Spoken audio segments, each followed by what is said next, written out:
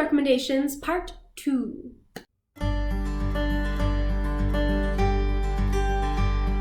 Hello and welcome back to my channel. If you are here, then hopefully you will have already seen my first Kindle recommendations video. That was really hard to say, and I don't know why. But yeah, so I'm just going to continue going through some of the books that I've read on my Kindle and tell you a little bit about them so that you can decide for yourself if it sounds like something you would be interested in checking out. So let's go ahead and get right into it. Okay, so we are back into my Kindle books. Don't judge. It is what it is. Okay, so let me talk for a moment about Kelly Oram. I think that's how you say her name. She has a bunch of books that are actually set in the same world, so some of the characters that are like casually mentioned in a background comment will come back up in a different one of the books, and it's really fun and fascinating. I highly recommend checking out her stuff. So the first one of her series that I have that came up is V is for Virgin, which sounds really funny, but basically the lead girl, her name is Valerie, I believe. I think she wants to save herself for marriage, but one way or another she is a virgin, and this bad boy rock band guy, I think his name is Kyle Hamilton, he makes it his mission to change that, but she's not down. It's kind of like a back and forth pushback between them where neither one of them truly understands why the other one is choosing to do the things that they are, but there's a lot of fun banter, and I really enjoy the fact that this book does not demonize or frown upon whatever your choices are. So if you decide you want to be a virgin, then that's great, and a lot of the characters celebrate that. And if you decide that you don't want to be a virgin, then that's okay too.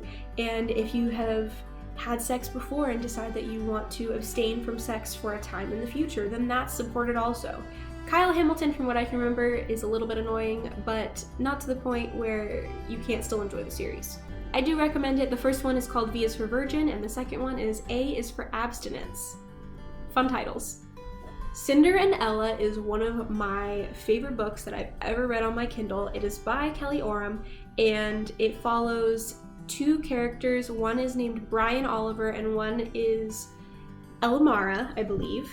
I'm going to give as little information about the plot to you as possible, because I think it's a better reading experience. I think this is one of those series that you should go in as blind as you possibly can to just enjoy. There's 2 books. It is, as I'm sure you can guess, a Cinderella retelling.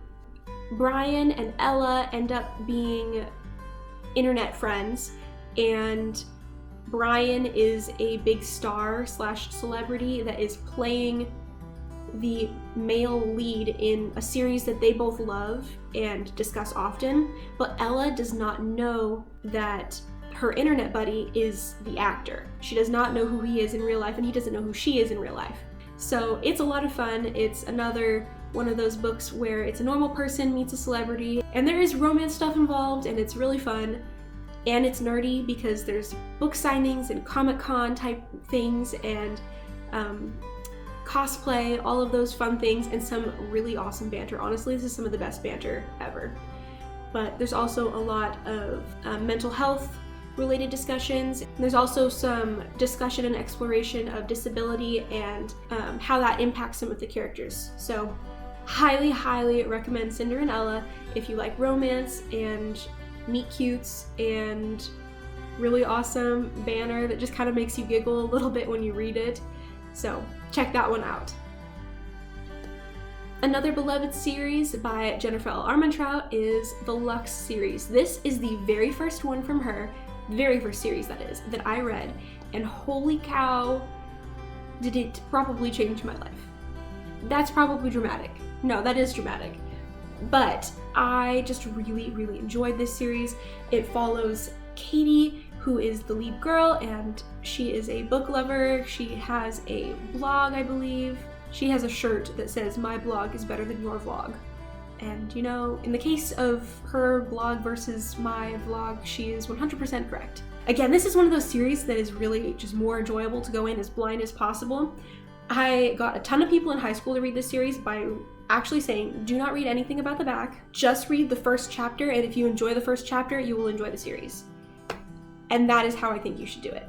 This is like a sci-fi, paranormal, fantasy, something in there. I'm not going to specify because I want you to enjoy and read and try to figure out the twists and turns for yourself, particularly in the first book when there's the big reveal. So yeah, try to go in knowing as little as possible. If you enjoy the writing of the first chapter, you'll enjoy the book.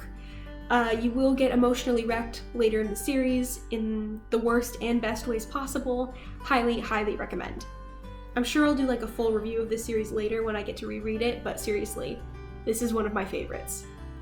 So I'm sure you can see there's a few of the selection novellas down here. We've got The Guard and The Prince, and I don't remember what they had in them, so I'm sure they were okay, but I just don't remember them. The one that I do want to talk about is right next to The Guard, which is called The Siren, and it's also by Kiera Cass. It is a standalone book that it has been redesigned. The cover, that is, has been redesigned, so you may have seen it and it just looks different than this. It looks a lot more like her selection books where there's a beautiful lady in a really gorgeous dress. This one does not look consistent with what the reprint does.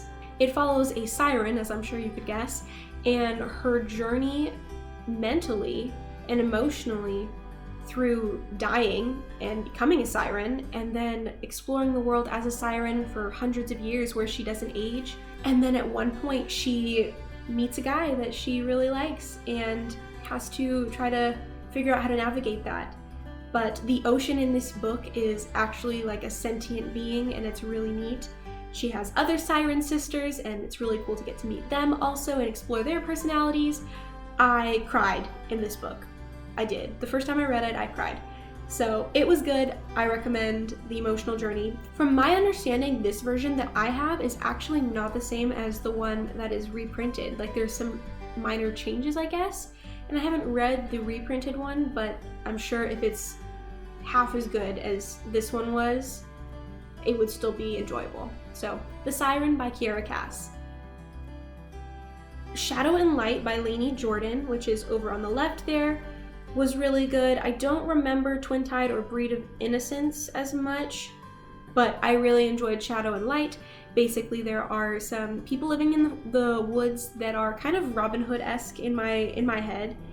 They don't steal from the rich and give to the poor or anything, but like the way that their camp is set up kind of makes me think of Robin Hood and the Merry Men. So they are shadow people. They have certain shadow abilities where they can just kind of fade away and they're really hard to track. And then there's a big bright city that is full of the people with light abilities. And some of the people from the light abilities world venture into the forest to seek protection from the main girl. I can't remember what her name is, but she has every right to deny them protection because the light people are really awful to the shadow people. The shadow person decides to take them in and protect them and learns a lot in the process, and prejudices are a little bit overcome and challenged, and I enjoyed it. It's a fun standalone read if you are looking for a standalone.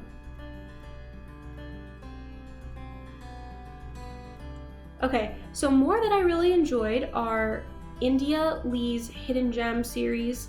So you know how Sia and Lady Gaga for a while, like, we didn't really know what they really looked like? Well, in this series, it's a teenage girl that is a pop star and nobody knows who she really is, and she's kind of hiding her identity, and so she's trying to navigate life as a normal teenage girl while also having this alter ego personality, very Hannah Montana-esque, of course. So there's a lot of pressures and things about growing up and coming of age that Gemma, the lead character, I believe, has to go through. So that's what this series is.